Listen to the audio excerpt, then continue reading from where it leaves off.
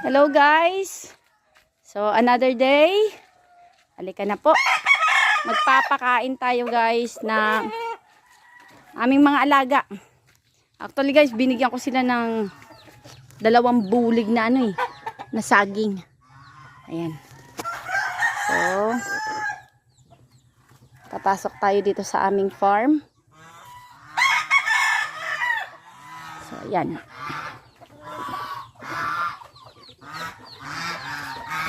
Ayan sila guys, oh. Enjoy sila dun sa mga saging na dinala ko kanina. Actually guys, ayan. Ito yung mga saging na Sinang Pablo na pwede sa ating mga hayop. Pang alternative para hindi tayo panipakain ng mga feeds. Ayan. Papakita ko sa inyo guys.